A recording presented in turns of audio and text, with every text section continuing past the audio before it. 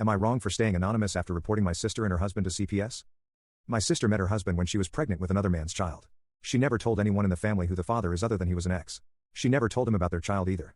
When she was asked about this, she said he didn't want to be with her anymore, so f*** him, and that she'd met someone better anyway. She told us her husband/then boyfriend was going to be the father of her baby, and he said he'd step up.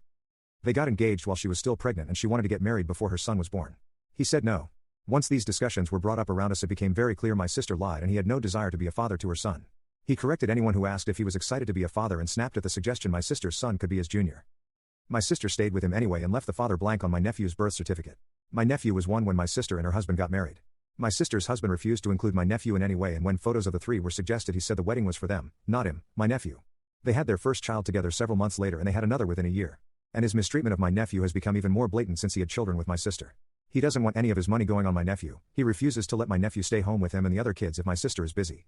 My sister has paid for a babysitter to come to her home while he's there with the other kids because he said he would let my nephew starve.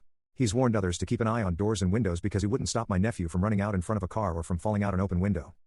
I have babysat a few times and noticed no bruises. So to my knowledge there's no physical abuse. But there are threats of it.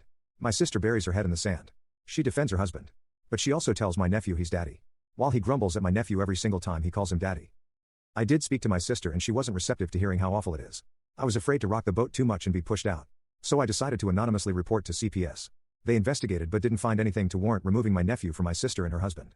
When I reported, she had a bad run-in with a babysitter and some neighbors over how my nephew gets treated, so she's not sure who reported them. She swore that she would go apeshit on whoever it was when she finds them. Because of this I have stayed anonymous. I also called to find out more info on why nothing was done, and it comes down to my sister making sure my nephew is fed and because he has a bed and had no bruises or marks. My sister said they told her it was an anonymous report and they were a coward to still hide and everything. Some of my family agreed with her and meant it, which was disappointing to me. Everyone else keeps quiet and doesn't seem to care much.